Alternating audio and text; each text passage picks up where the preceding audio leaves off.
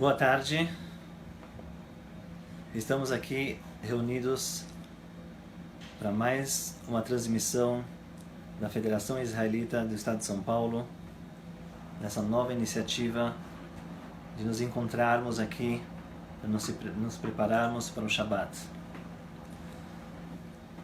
Esperamos que nos próximos 18, 20 minutos estaremos juntos, conversando um pouco sobre as nossas tradições, sobre a porção dessa semana, sobre o Shabat, enfim, um pouco da nossa tradição.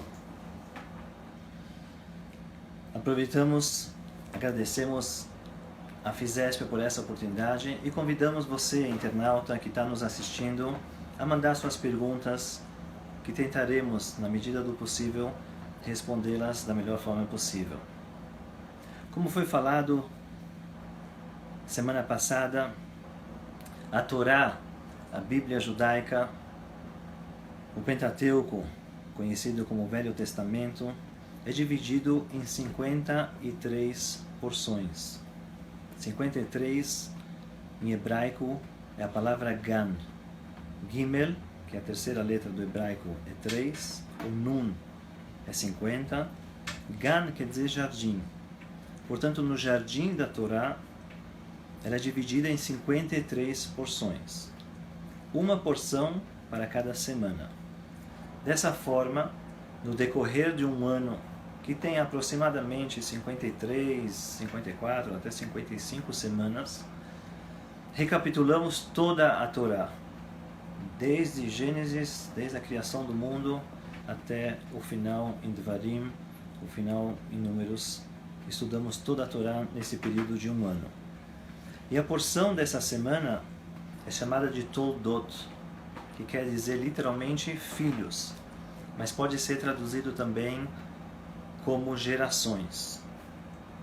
Mas antes de falar sobre a porção especificamente, vamos retornar e falar um pouquinho mais sobre Shabat.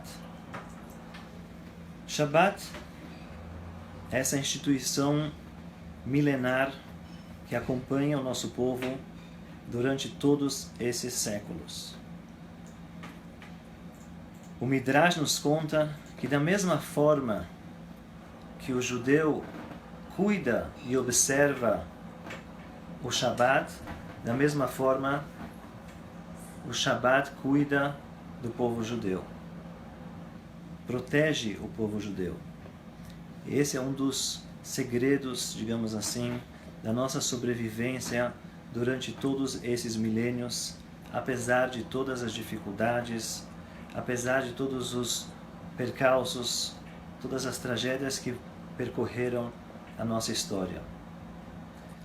Falando em tragédia, cabe aqui mandar um consolo para todas as famílias que perderam seus queridos nessa triste tragédia que aconteceu com o Chapecoense. Todos nós nos sensibilizamos muito e desejamos às famílias que não conheçam mais a dor e o sofrimento. Por apenas curiosidade, eu estava pesquisando hoje o nome de Chapecó e eu vi que isso na linguagem indígena quer dizer a montanha de onde se vê, que coincidentemente é mencionado na porção da semana passada, Har Amoriá, que também quer dizer a montanha de onde vemos. Mas voltando outra vez ao nosso assunto de Shabat. Shabat, como eu falei, é um dos segredos da nossa sobrevivência. Em 1º de janeiro de 2000, o prestigioso jornal New York Times publicou o que eles chamaram de edição milenar. Fizeram a capa desse dia 3 capas. Uma capa, eles fizeram uma cópia do New York Times de 100 anos anterior. de 1900. Colocaram lá a capa do New York Times com as notícias de 100 anos atrás, de 1900.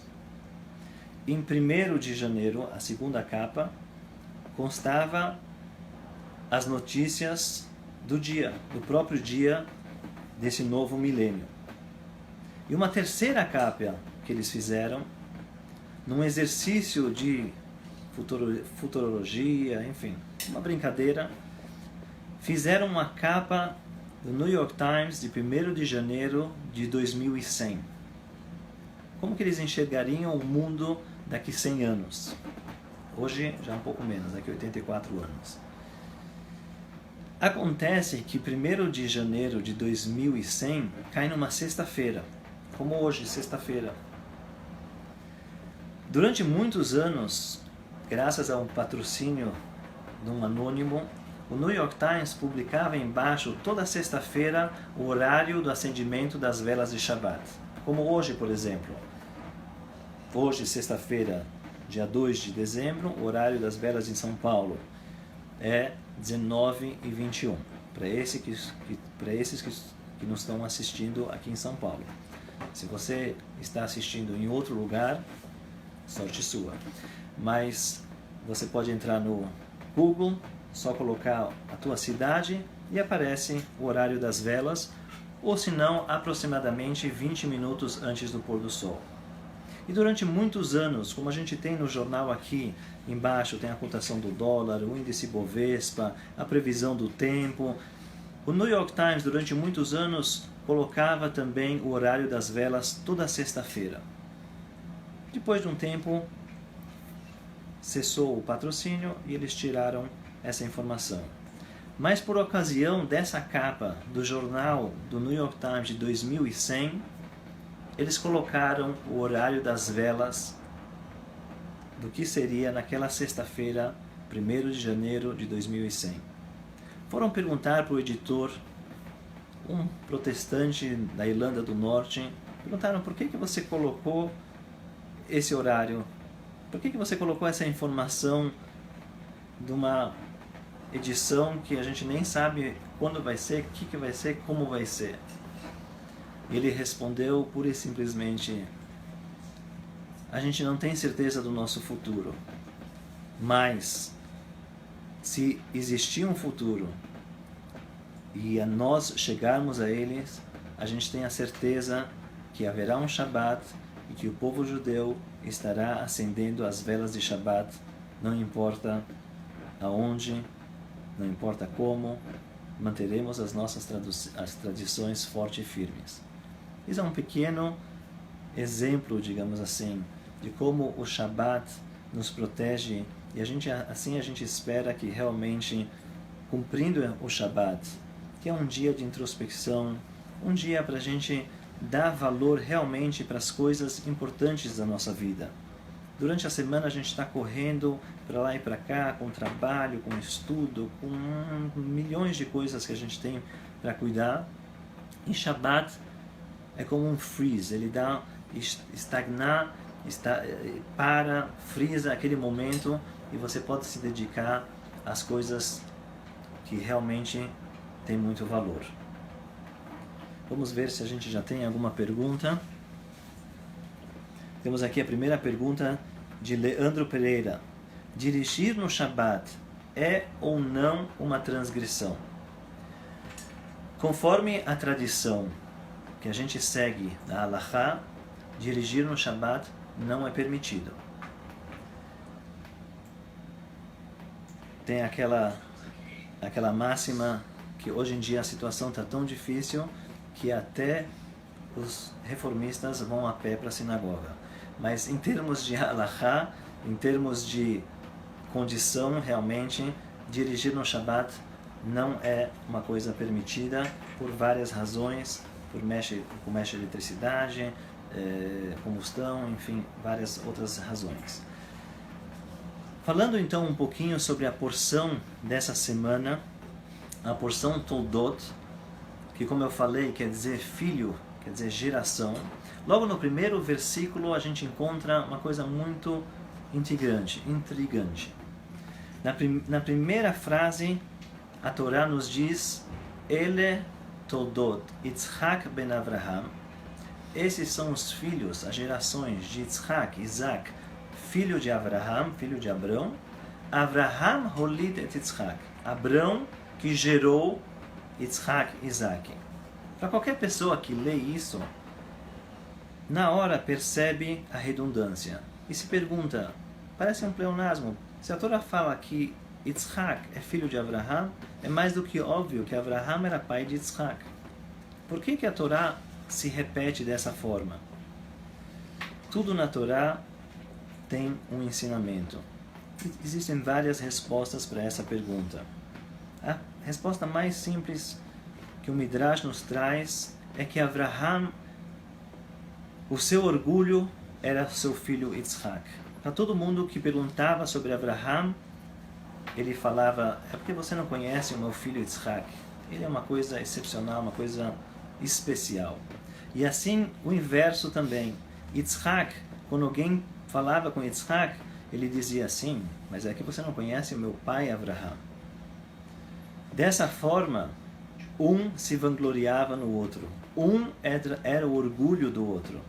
E desde então, na tradição judaica, temos aí de Shemame, que tem o orgulho do seu filho, e assim a gente passa de geração em geração, os pais se orgulhando dos seus filhos e os filhos orgulhando dos seus pais. Essa é uma resposta. Lembrando daquela...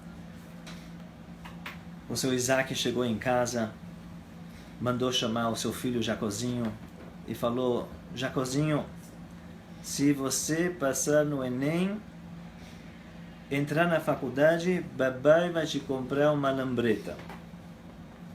Jacozinho ficou todo feliz da vida, imagina, vai ganhar uma lambreta, uma scooter, uma Vespa, vai ficar uma delícia. O menino se pôs para estudar, se matou, estudou, depois de alguns meses chegou o papai, eu entrei na faculdade, primeiro lugar na medicina da USP. Seu Isaac falou, papai prometeu, papai vai cumprir. Foi lá, no segundo dia, no dia seguinte, chega em casa, chama o Jacozinho, Jacozinho vem cá, papai prometeu, e entrega para o filho um novelo. O filho olha para aquilo, espantado, atônito, que é isso?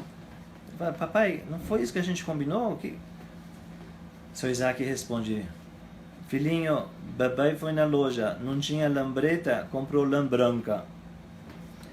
Essa é a tradição, provavelmente, que seu Isaac passou com o pai dele, Abrão, e assim vai passando de geração em geração. Vamos ver se a gente tem mais uma pergunta. Agradecemos a participação do Samuel, do Cine Gomes, da Cleide Souza, da Neuza Lima, da Mirta Honorato, da Carla Regina, Nelson Torres, Francisco Hotband, Carlos Jorge e Milena Freitas, e todos esses que estão participando. Vamos ver se tem alguma pergunta aqui. Qual é a mensagem que o Shabbat pode trazer para os parentes das vítimas do voo da Chapecoense? Uma boa pergunta de Ceci Martins. Realmente, como eu falei no começo, é uma tragédia que não cabe a nós responder.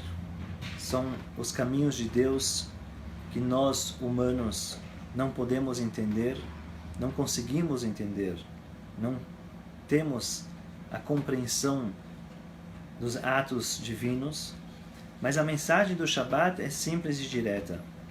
O Shabat é o dia que nós podemos se dedicar a nossos familiares, a nossos queridos, à esposa, ao marido, aos filhos, aos pais, ao que realmente importa. Porque a gente não sabe o dia da manhã. A gente não sabe, a pessoa pode pegar um voo e você nunca mais vai ver essa pessoa na sua vida. O Shabbat traz essa mensagem de você aproveitar os momentos que realmente importam. Momentos que durante a semana talvez é muito difícil você parar para trocar uma palavra com seu filho. Nos Estados Unidos tem uma estatística que uma família normal fala 4 minutos por semana com seus filhos. 4 minutos por semana. Isso, digamos, em conversas significativas. Quando foi a última vez que você pegou mais do que 4 minutos para conversar com sua esposa, com seu marido, com seu filho, com seu pai? Essa eu acho que é a mensagem que a gente pode aprender e aproveitar realmente o Shabbat da melhor forma possível. Mais uma pergunta bem alárrica. Se uma encomenda chegar pelo correio no sábado à tarde, durante o Shabbat, posso receber? Uma pergunta da Ana Olívia. A verdade é que assim, você pode receber, digamos que chegou na tua portaria, você não fez nenhum trabalho, você não pode receber e abrir porque você está tendo proveito daquilo que está acontecendo no Shabbat. Você pode receber, digamos, deixar isso na tua mesa, na tua sala, etc., ou deixar na portaria, melhor ainda, e depois do Shabbat você recebe, você abre, porque na verdade não é você que está tendo proveito desse trabalho que está sendo feito no Shabbat. Vamos ver se temos mais alguma pergunta. Muito bom. Pergunta de Fabiana Melo. Um judeu tem a obrigação de ler, escrever e falar hebraico? É uma pergunta interessante, Fabiana, mas obrigação a gente não tem. Obviamente que a gente quer, quanto mais conhecer das nossas tradições, então a gente tenta e se esforça para conhecer a nossa língua, principalmente a língua hebraica, que mesmo entre as nações é conhecido como uma língua sagrada. Então é muito importante a gente aprender a ler, escrever e falar o hebraico, mas como obrigação não é. Não temos obrigação como brasileiros saber ler e escrever o português, mas obviamente que isso é uma necessidade e que todo brasileiro saiba ler e escrever. Isso é uma questão de cidadania. Então a cidadania judaica, digamos assim, requer que saibamos também a ler e escrever hebraico. Mas é uma boa pergunta. Mais alguma pergunta? Vamos ver se temos aqui mais algumas perguntas. É permitido um não-judeu guardar um Shabbat? Pelo que eu lembre, essa pergunta foi feita na semana passada. Então, eu acho que para ganhar tempo, eu vou te indicar para você ver no site da Federação, no Facebook da Federação ou no canal do YouTube, a resposta que foi dada semana passada. Mais alguma pergunta? Já respondemos. Agradecemos a participação de todos vocês, as perguntas que foram enviadas.